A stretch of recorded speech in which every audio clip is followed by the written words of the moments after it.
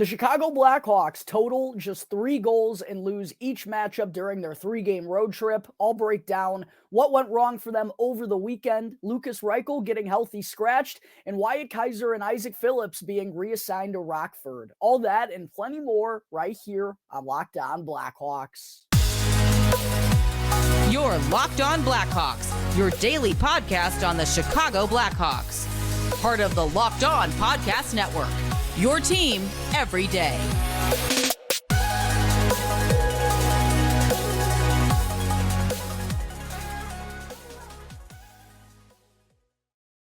What's up, everyone? Welcome on into another episode of Locked On Blackhawks, part of the Locked On Podcast Network, your team every day. As always, thank you all for making the show your very first listen here to start off your week. I'm your host, Jack Bushman. You can go and give me a follow on X at Jack Bushman2, or you could also go and check out my Strictly Blackhawks account at Talkin' Hockey for all the latest Blackhawks news and updates. And also, per usual, just a quick reminder to please go and help me out by showing some support down below. Go and smash that like button for me. Comment down below as well as to your thoughts on Lukas Reichel being scratched in Sunday's matchup against the Wild and Wyatt Kaiser and Isaak Phillips being reassigned to Rockford. I'm really curious to hear what all you fans have to think about some of these latest moves. And last but not least, of course, make sure you're subscribed to the Locked On Blackhawks YouTube channel. If not, what are you doing? It won't cost you anything. It's 100% free, and it really does help me out tremendously. So please make sure to take care of that real quick. And you can also go and turn on those push notifications by ringing the bell, and that way you'll get notified when the episode is uploaded to YouTube each and every day. And today's episode of Locked On Blackhawks is brought to you by FanDuel, the best place to bet on the NFL. Sign up today and visit FanDuel.com/LockedOn to start earning bonus bets by simply placing a $5 moneyline bet with America's #1 sportsbook. All right, good afternoon, everyone. As always, thank you all for joining me on another episode of Locked On Blackhawks, your one-stop shop for all things Chicago Blackhawks. I hope everyone's week is off to a lovely start here and that everyone had just a phenomenal weekend, even though we certainly know our Chicago Blackhawks did not, as they wind up losing all 3 games during their 3-game road trip, scoring just 1 goal in each of those 3 matchups. And it was kind of the same story, but just a different game, just a different day. The Chicago Blackhawks looked like the same squad in each of those matchups during the road trip, and unshockingly, they kind of got the same result. I'll be breaking all of that down here in just a moment, but the first thing I want to get to kick off today's eventful show, we got a ton of stuff to break down here on the podcast. I actually meant to get this out a little bit earlier in the day, but had some roofing repairs going on along with some gutter cleaning. So there was some banging going on with my roof this morning, which was, a little bit obnoxious, but also meant that I couldn't get the show out. So apologies for that. Like to get it out here soon in the afternoon, recording at about 1 o'clock. But anyways, a very chaotic last couple of days for our Chicago Blackhawks, caught up in a pair of woeful losses. First and foremost, prior to Saturday's game against the Winnipeg Jets, we kind of saw some surprising and some unsurprising roster transactions as Wyatt Kaiser and Isaak Phillips were reassigned to the Rockford IceHogs. For Kaiser, I think it was a little bit more expected, but for Phillips, I certainly was caught a bit off guard here. And based on the reaction I saw from all you Blackhawks fans on social media, it seemed like for the most part, you all felt the same way. And then with those two heading down to Rockford, not only did Jared Tenorti get reactivated off of injured reserve, which is a great sign. Obviously, he had been out for the last month due to an oblique injury, but they also had to call up another defenseman from Rockford with there being an available spot. And who did they elect to call up? None other than 6'8", 2027th round pick, Louis Crevier. Definitely the most surprising news of the bunch here, of the roster transactions that the Blackhawks made on Saturday, but kind of breaking them all down in their own parts. First, I'll start here with Wyatt Kaiser. As I said, out of the moves that the Blackhawks made, this was the one I think we all kind of saw coming the most, given Kaiser's struggles defensively and also his inability to stay out of the box. And he had just kind of put together a couple of stinkers in a row there, and it felt like his game was just trajecting in the wrong way. And in total on the season, looking at the numbers, they're obviously not good, but more so than that, I'll get to the numbers here in just a second. The biggest thing that stood out to me was it felt like Kaiser just really wasn't playing to his strengths. Yes, there were times where he was using those good wheels of his and his kind of precision and elusiveness to skate the puck out of harm's way. And Coach Luke Richardson even alluded to that, but there were also times where trying to do too much with those skills kind of got him in trouble. And then on the flip side, all his offensive upside that we saw in college with Minnesota Duluth and at the past World Junior when representing the United States, we just didn't really see all that much of it. It felt like he wasn't really giving the Blackhawks much on the offensive side of things and wasn't impacting the game all that much in those areas. So it was just kind of a collision of two negatives for Wyatt Kaiser. Offense and puck moving and his transition abilities always feel like they're going to be his skills at the NHL level. I'm sure he'll, develop and the hope is that he's going to develop into a much better and sturdier defenseman, but I still don't think that's ever going to be necessarily his bread and butter. I think he can be a susceptible defensive defenseman, but I always think the best parts of his game are going to be what he can do with the puck in the offensive zone and in transition to help his team going into that direction. So we weren't seeing that, and he was also just kind of stuck in the defensive zone time and time again, which is also part of a symptom of this Blackhawks team just not being good. They're having to defend a lot, and it's putting a young, undersized and inexperienced Wyatt Kaiser in a bunch of tough situations. So ultimately, I think we all kind of saw this move coming for Wyatt Kaiser. It felt like it was just going to be inevitable with the way that he had been playing, but I don't think it should be the most discouraging thing in the world because I put this out on social media. I always thought Rockford was going to be the plan for Wyatt Kaiser. I really thought that's where he was going to begin this season after getting a little taste of NHL action following the end of his junior season last spring. But he just had such good of a training camp, which Richardson said as well, that the Blackhawks simply couldn't not keep him on their opening night lineup. And then they were just giving him opportunities to kind of bounce back and find his footing and his confidence all throughout the opening 21 games of the year. And that just never happened. But again, now this gets him kind of back on the path that I was expecting. And it shouldn't be the end of the world that, his first full NHL stint didn't go to plan. He's still very young, only 21 years of age. And again, undersized, and defensemen who are undersized normally take a little bit longer. So he's going to go down to Rockford, get a lot of good time there, play a lot of meaningful minutes. I'm not discouraged by it whatsoever, but I am really hoping to see Wyatt Kaiser kind of get back on track in this, middle to second half of the season or for however long he remains with the Rockford IceHogs. For Isaak Phillips, this one caught me off guard for sure, Blackhawks fans, because while Phillips was paired with Kaiser, and yeah, they were out there for a lot of goals against, at least in comparison to Kaiser, it had been pretty clear to me the difference in their games and in their experience and just kind of their composure and their confidence in their abilities at this very point in time. And I think that's a result of Isaak Phillips going down to Rockford these last couple of years, right? And marinating there and getting that experience and racking it all up. And he's fine-tuned his game as well since we've seen him, kind of shockingly make his NHL debut. Shoot, I think that was 3 years ago now, man. It's crazy how time flies. But in this past stint, I thought he was getting more and more confident in his plays, especially his puck handling in the offensive zone. 3 assists in his final 5 games before being reassigned. Just looked more and more sure of himself on a gamely basis and just more physically capable to sustain this level, at least in comparison to Wyatt Kaiser being a little bit older and more mature along those lines. So, or a little older in terms of experience, I guess I should say. So that one certainly caught me off guard. I felt like Phillips just doesn't really have all that much more to prove at the AHL level. Felt like it's just the time to give him some NHL runway and to see what he's got. And that's kind of the name of the game for the Blackhawks this season. We know they're not going to be any good. We knew that coming into this year. Maybe we didn't expect them to be this bad, but it's the name of the game, was kind of figuring out what we have right now and then what we need to go and get and where we need to grow. And I think allowing Isaak Phillips to regularly get NHL action is allowing the Blackhawks organization to kind of figure it out at the same time as well. So I personally do not understand this move. I would have liked I keep calling him Kaiser. I would have liked to see Isaak Phillips remain up in the NHL, but maybe the only thing I can keep in mind is a couple of things that they didn't want Phillips playing his off wing. I don't think he's been doing that a ton in Rockford, but don't quote me on that.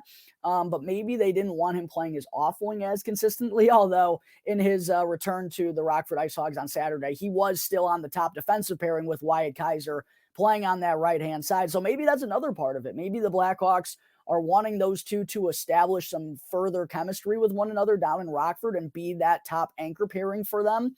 That's the only thing that I can think of, because I really do think it's a disservice to the Blackhawks and to Isaak Phillips for him not to be in the NHL right now. Good to see Jarred Tinordi back, though. I know his play is kind of up and down and sporadic, but a really good veteran leader and a guy who'll go out there and shot block and be a good, I don't know how good of a penalty killer he'll actually be. It wasn't a great weekend for Jarred Tinordi, but just a good veteran clubhouse type of guy. But I will say, with his return and Nikita Zaitsev on the active roster, I just don't understand it, man. We don't need both of them. They're both 7th, 8th defensemen at the NHL level. And this is, again, a year where we're trying to learn. I would think they'd rather have Isaak Phillips up there and learn about him and have him develop at the NHL level, as opposed to keeping both Tinordi and Zaitsev around, but so be it. That's what Luke Richardson and Kyle Davidson are going with right now. I personally don't agree with it, but what do I know? I just host a podcast and talk about it. And then Louis Crevier, the most interesting news of the bunch, 6'8" defenseman, baby. 7th round pick for the Blackhawks, made out of the QMJHL, made the leap to the professional scene last year with Rockford, played in 62 games for them, tallying 5 assists. There's not much offensive upside there, but similar to Alex Vlasic, if he can figure out the skating thing, and it sounds like he's been getting better in those areas, the long reach of his to just break up plays and not give the opponents anywhere to go with the puck, both shooting it and in terms of passing it, and also the physicality that he provides. He's a lot more physically developed than Alex Vlasic is, and a little bit bigger and just more thicker. So I'm excited to see Louis Crevier in action more. He made his NHL debut on Sunday against the Wild, but I didn't think he'd be the one to get called up. But at the same point in time, there's a lack of right-handed defensemen in the system right now for the Blackhawks, and that's led to, Isaak Phillips playing his off wing. We've seen Wyatt Kaiser play his off wing at times this season as well. Nolan Allen's been doing the same for a good portion of the early season down in Rockford as well. There's a need for a right-handed defenseman right here, right now for the Blackhawks. Maybe that's the reason why Nikita Zaitsev is still around, but could open up a possibility for Louis Crevier to stick around at the NHL scene if all things go well. But really cool to see him. I mean, how many 7th round picks actually wind up developing and end up playing in NHL games? Crevier's been doing some good things down in Rockford, and IceHogs coach Anders Sorensen had some good things to say about him. So we'll see how long this stint winds up being. But Louis Crevier, 6'8" defenseman, made his debut on Sunday, skating next to 6'6" Alex Vlasic. That's a big D pairing out there for the Blackhawks. We'll see if they wind up establishing anything in these next couple of games together. But undoubtedly a slew of intriguing roster moves for the Blackhawks before another woeful loss on Saturday against the Winnipeg Jets. And speaking of that woeful loss, I'll get into the Blackhawks' 3-1 defeat to the Jets and 4-1 loss to the Minnesota Wild here in just a minute, Blackhawks fans. But stay with me here real quick, as I got to talk to you all about FanDuel. As the weather gets colder, the NFL offers stay hot on FanDuel, because right now, new customers can get $150 in bonus bets with any winning $5 moneyline bet. Again, that's $150 if your team wins outright. So if you've been thinking about joining FanDuel, there's no better time to get in on the action than right now, because football season is getting into the nitty-gritty here as we get towards the end of the year. And again, FanDuel is giving you the chance to win all season long. All you have to do is pick any team to win on the money line with a $5 bet. And if you're a new customer, you'll get an $150 credit of bonus bets for the victory. And you can use those bonuses to bet on everything from the point spread to the over-unders, player props, and much, much more. All on an app that's safe, secure, and super easy to use. Plus, one thing I love about FanDuel, when you win, they pay you out immediately. I know some other sports books kind of take some time and you don't get to bet on the next games because your money's tied up. That doesn't happen with FanDuel. There's no better place to bet on the NFL than FanDuel. So sign up today and visit FanDuel.com/lockedon to start earning bonus bets with America's #1 sportsbook. Again, that's FanDuel.com/lockedon. FanDuel, an official betting partner of the NFL. All right, segment 2 on Saturday afternoon after the Blackhawks made those slew of roster transactions. They still had a game to take part in against the Winnipeg Jets, the first matchup between these two teams in the Central Division this season up in Winnipeg at Canada Life Center. And when breaking down these two games for the Blackhawks this weekend, folks, quite honestly, I really think I'm going to sound like a broken record because it's all kind of falling apart for the Blackhawks in the last couple of weeks here. Following a pair of losses over the weekend, they've now dropped 9 of their last 11, and the same problems remain evident. First off, offensively, it still feels like they're never able to put it together. Whenever Connor Bedard is doing good things, the bottom six is absolutely quiet. Whenever, 18-year-old Connor Bedard isn't able to carry the mail for this Blackhawks offense, the bottom six then pieces it together, and it feels like it's never a combined tremendous offensive output from the Chicago Blackhawks. And, they only scored 1 goal on Thursday in a rout to the Detroit Red Wings. They only scored 1 here on Saturday against the Winnipeg Jets. And quite honestly, it felt like the final score should have been a little bit uglier. The Blackhawks actually did kick off the scoring in that one. Connor Bedard, NHL's Rookie of November, was involved in all 3 goals the Blackhawks had on their 3-game road trip. 1 goal in each of these games. This was the lone one the Blackhawks accounted for on Saturday. Actually, just a terrific play here from Connor Bedard. Not only did he force the turnover in the offensive zone, but somehow after Philip Kurashev's shot got blocked, I don't know how Connor Bedard, first off, wound up in the exact perfect spot to get that rebound. I mean, that's just kind of a knack good goal scorers have, right? They just know where to go on the ice. But I don't know how he got to that spot so fast. Like, all of a sudden, he forced a turnover at the top of the circle, and the next thing you know, he had looped all the way around to the left dot and then, gotten down low on his stick. The puck absolutely rifles off of his blade whenever he shoots it. Beats Connor Hellebuyck to put the Blackhawks ahead 1-0. Just a marvelous play there from Connor Bedard for his 11th goal of the season. That extended his road point streak to 8 games. But that's all the Blackhawks accounted for. The offensive depth. I mean, I know this is a forward group that's now going to be without Corey Perry for the rest of the season. Obviously, his contract's been terminated. Taylor Hall's out for the rest of the season. It's not pretty right now for the Blackhawks up front. It probably wasn't going to be pretty for them with those guys being healthy. And now 2 of the biggest, shoulders that we could lean on in the offensive categories, they're no longer around for the rest of the way. So it really is an issue for the Blackhawks right now. They're just not getting any, depth scoring when they need it.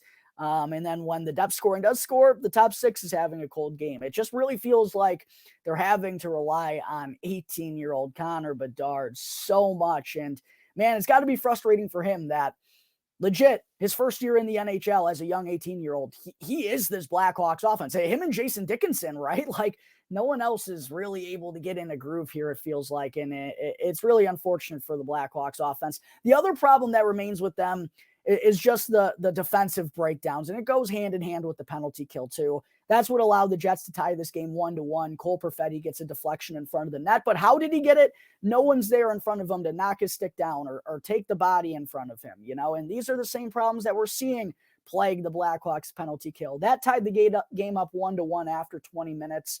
The second period was really when the Jets started to take control. They only scored 1 in that period, but the Blackhawks were probably a bit fortunate that was the case. How did the goal come, though? It's a breakdown defensively. Kevin Korchinski gets caught up ice a little bit in transition. Anthony Beauvillier, who, by the way, did make his Blackhawks debut on Saturday, wasn't able to play on Sunday in Minnesota as he's still having visa issues. I put out on social media the gif of Patrick, or Squidward watching Patrick and SpongeBob having fun when he's watching from like the upstairs of his bedroom. And I tweeted like Anthony Beauvillier watching his new Blackhawks teammates leave Vancouver without him as he has to, leave Winnipeg without him as he has to stay in Canada. Regardless, Beauvillier unfortunately wound up getting back there, and it looked like there was kind of some miscommunication. Also, it's never really good when you have a forward back on defense in situations like that where he has to go one-on-one with the speeding Jets forward. Barron ends up beating Arvid Soderblom to put the Jets ahead 2-1. That one ended up winding up being the game winner. And I saw some people were critiquing Arvid Soderblom on Twitter for giving up that goal. And I get there have been frustrations with Soderblom this year, and it hasn't gone the way that we've wanted it to go for him. And there have been times where it feels like he just hasn't been able to make that stop that his team desperately needs him to make. But in this game, he was not at fault for the Blackhawks. I mean, he wasn't the reasoning for the loss. I mean, a Perfetti tip on the first one, nothing he could really do there. Nothing he could do on the Jets' third goal of the game. Yeah, he gave up a breakaway goal here, but at the same point in time, it was a blunder from the Blackhawks defense as well. And that continues to be the case early on. So it's probably a combination of two things. Do I think Arvid Soderblom has been as good as I wanted him to be, and has he been underwhelming so far this year? Yes, undoubtedly. But I also don't think the Blackhawks defense is doing him any favors, and is also a reminder of just how good Peter Mrazek truly has been for this Blackhawks group. I know they are 7-16-0 now, but I don't even want to know what they'd be without Peter Mrazek. He was that good for them early on in the year when they got off to that 7-11-0 start. They might have been 7-10-0. I can't even, or not 7-10-0, 5-7-0, I think they were at one point in time. I don't know. All these losses are starting to blend together because it's the same thing every different game. I mean, it's just really defensive breakdown after defensive breakdown. The penalty kills are costing them. The power play is super inconsistent, although on Sunday it did look a little bit better. I'll get there in just a second. And then they just can't get enough depth scoring. I mean, it's the same thing over and over again. The Blackhawks wind up losing this one 3-1 to the Winnipeg Jets. Connor Bedard's their only source of offense. That's a common theme recently. Arvid Soderblom, I thought, was he spectacular? No, but he did his job and probably did enough for the Blackhawks to hang in that game had they been able to score more than one goal. But yeah, the same problems just continue to bite this Blackhawks team in the butt. Connor Bedard, really tried to will this Blackhawks team back. In that outing on Saturday, no one was doing anything. Even the 17, 16, 15 line of Foligno, Dickinson, and Anderson, who's been really good, they went quiet up in Winnipeg. It was all Connor Bedard, Anthony Beauvillier, and Philip Kurashev, which could be encouraging for the top line of the future. I mean, clearly they need some help up there along with Connor Bedard. Anthony Beauvillier, I thought, looked really solid. Him and Bedard had some good puck movement with one another, and that top line legit was the only trio that found success for the Blackhawks on Saturday. So maybe that's one encouraging sign that we can keep in our minds moving forward. But another woeful loss from the Blackhawks as they fell 3-1 to the Winnipeg Jets in the front half of their back-to-back. And coming up in just a moment here, Blackhawks fans, I will break down Sunday's 4-1 loss to the Minnesota Wild, as well as Lukas Reichel getting healthy scratched for the first time this season. But first, I need to talk to you all about Sleeper. The NHL season is finally here. Are the Vegas Golden Knights going to reign supreme once again?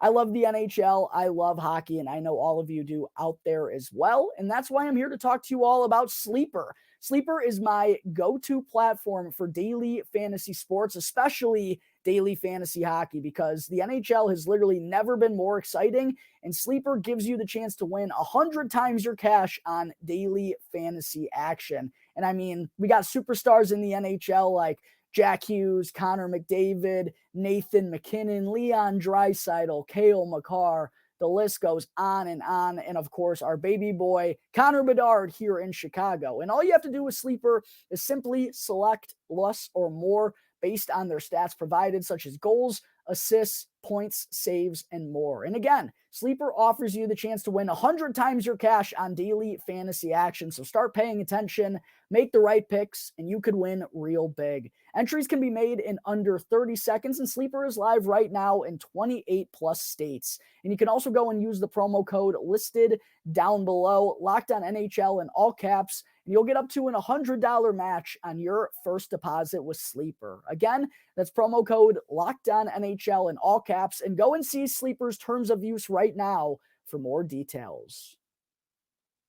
Back here on the Locked On Blackhawks podcast, part of the Locked On Podcast Network, your team every day. Once again, if you're still tuned into this point of today's episode, let me just say thank you so much again for all the support. It really does mean the world to me, and it keeps me going day in and day out. And if you could help me out, if you haven't already, by hitting that like button, subscribing to the channel, commenting down below as well, please make sure you go and do that. It all helps drive the YouTube and Google algorithm in my direction. So I certainly would appreciate all of the help. And also make sure to go and follow Locked On Blackhawks on Instagram as well. I've been sharing a lot of cool Blackhawks related content there, any videos or pictures that I could get of Connor Bedard and some highlights of prospects and such, and also clips live right here from the show. So make sure to go and follow Locked On Blackhawks on Instagram as well if you haven't done that already too. All right, segment 3, the Chicago Blackhawks put up another stinker in their back half of the back-to-back on Sunday. They played the Minnesota Wild, another matinee matchup. First time that these two Central Division teams also meet up this season. The final result was nothing too dissimilar from what we saw in the previous 2 games before the Blackhawks headed back to Chicago. But what I do want to get into first was the lineup decision made by head coach Luke Richardson. I know I said Louis Crevier made his NHL debut on Sunday. Anthony Beauvillier wasn't in the lineup due to visa issues, but I'm not talking about that. What I'm talking about is 2020 first round pick, 17th overall selection, Lukas Reichel, getting sent a message by Luke Richardson and the Blackhawks staff, Blackhawks organization, Blackhawks fans, that he needs to be better. And man, tough point to reach, but I do think it's justified at this point in time because Lukas Reichel just hasn't been visible enough, not on a nightly basis, not as a whole on the season. And he's simply too talented to be this ineffective or this inconsistent for this Blackhawks team, especially when I outlined they're down Corey Perry, they're down Taylor Hall. They need Lukas Reichel to step up his game. And maybe it's a little unfair that, he's only 21 years old and he's still figuring it out at the NHL level. It's not like he has a full season under his belt or anything. Coming into this year, I believe it was 27, maybe 30 NHL games, something along those lines. Not even a half year's worth of action. So yes, maybe it is a little unfair, but at the same point in time, we've seen it before at the NHL level. And what we saw in the preseason and in training camp, all those things told me that Lukas Reichel could be on the precipice of a real special season. I wasn't just drawing those conclusions up out of thin air. It was because how special Lukas Reichel looked. And if some of you remember in my bold predictions to start this Blackhawks season, I said Lukas Reichel was going to be the leading point getter for the Chicago Blackhawks. That is not going to happen unless something severely changes the rest of the way, because Reichel only has 6 points through 22 games this season, 2 goals and 4 assists. He's been playing a top 6 role the entire year. Yeah, he's just now starting to get, he's already been demoted from it, but just in the past couple of weeks, he was finally getting opportunities with the Blackhawks top power play unit, but he was still on the second unit, even though that was very ineffective for the Blackhawks, still getting those opportunities. And he just hasn't been good enough. And when you hear sometimes Blackhawks veterans like Tyler Johnson, after that shitty performance, his words, not mine, to the Detroit Red Wings, you hear him say that some guys just need to bring more. And you hear Luke Richardson say it after bad losses. Some guys just need to find ways to give more. And Lukas Reichel, it feels like they're talking about him because he's just too talented to have this poor of an output. And things have gone better for him recently. He had the lone goal for the Blackhawks on Thursday against the Detroit Red Wings. He's been picking up his play and getting a little bit better, but it's still not, I think, where we need him to be. And Saturday on Winnipeg, I think Luke Richardson reached a boiling point because I went and doubled back on the box score. Lukas Reichel played under 12 minutes that game. And I mentioned no trio was effective other than the Beauvillier, Bedard, and Kurashev trio. And it felt like it was one of those games where the Blackhawks, that line was giving it their all. Connor Bedard was trying to will this team back, but no one else was able to help him out. And again, maybe it's a little unfair that it's happening to a 21-year-old Lukas Reichel, but that kind of falls on his shoulders with the talent level that he has and being a first-round pick and the opportunities that he's given. He just needs to do more. So I do understand why the Blackhawks coaching staff and Luke Richardson kind of felt the need to send him this message to healthy scratch him for the first time this season on Sunday against Minnesota. I don't think it's going to be an extended scratch. I expect him to be in there when the Hawks take on the Nashville Predators at home on Tuesday night. But it was time to send a message because Lukas Reichel has been too absent far too much this season. And look, this is what Luke Richardson has been talking about too. This shouldn't be anything surprising.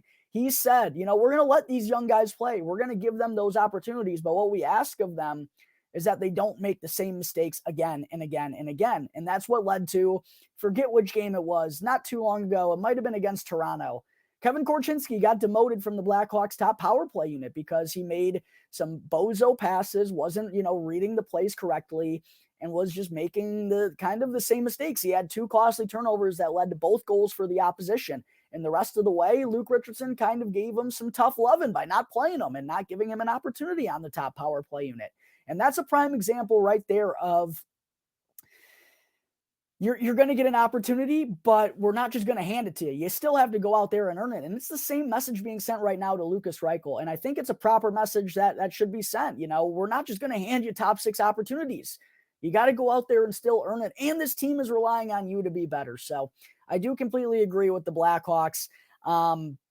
Decision to healthy scratch Lukas Reichel. Hopefully it will be a little bit of a wake-up call for him moving forward, because the Blackhawks need him to be better, and they need some depth scoring to help out with Connor Bedard on that top line, because another 1-goal performance in this one on Sunday against the Wild, and it probably should have been a shutout. The Blackhawks only avoided being shut out with a power play goal late in the game from Taylor Radish for his 4th goal of the season. Speaking of guys that need to take their game to the next level, I think Taylor Radish is certainly guilty of that as well. One of the only bright spots from Sunday was the Blackhawks power play looked like they finally got the Energizer Bunny jolt in them, even on their first power play chance of the game. It was their best power play of the season. They were moving the puck back and forth, chance after chance. Kurashev had some good looks. Bedard had some good looks. Radish in the bumper, which I think is a good idea.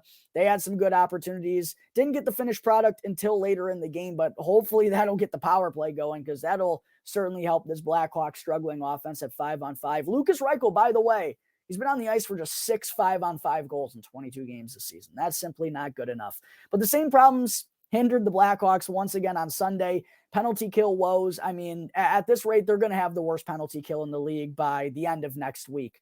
It was that brutal. And one thing I should point out is the Wild do have the worst penalty kill in the entire league. So maybe that's why the Blackhawks power play finally looked sustainable on Sundays, because the Wild's PK is bad. But excuse me.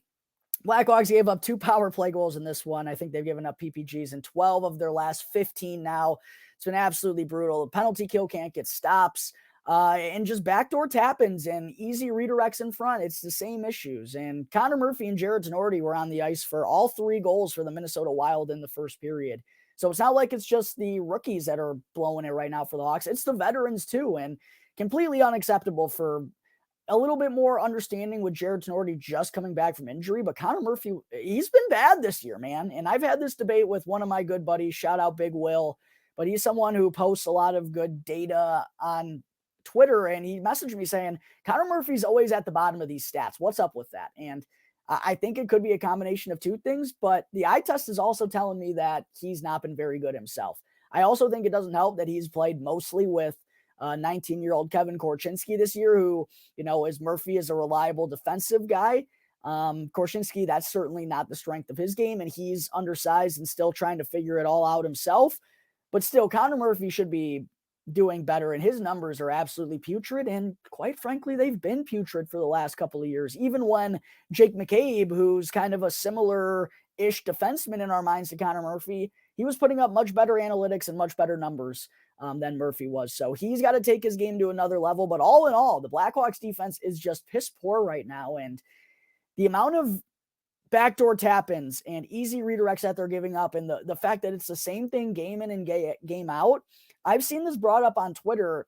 Luke Richardson's kind of going to have to answer some questions here for the first time in his Blackhawks tenure, because it really seems like whatever they're doing right now, it just isn't working. And yeah, that falls on the players, but when it's the same problems game after game, some of it's got to get kicked up to the coaching staff too. So for the most part, I've thought Luke Richardson has done a really good job for the eggs that he's been handed in his basket, but there is going to come a point in time where he's going to have to live up to those expectations a little bit more. Those times aren't right here, right now. And we're not going to really learn about Luke Richardson as a long-term head coach with this Blackhawks team, but it is just something to point out that these same problems continue to hurt this Blackhawks squad, and feels like right now they don't have any answers for those problems. So something to keep an eye on. Can the Blackhawks coaching staff make those proper adjustments? Can the players be better out there on the ice? Seems like everything's going wrong for the Blackhawks right now. The offense is bad. The power play is inconsistent. The penalty kill is bad.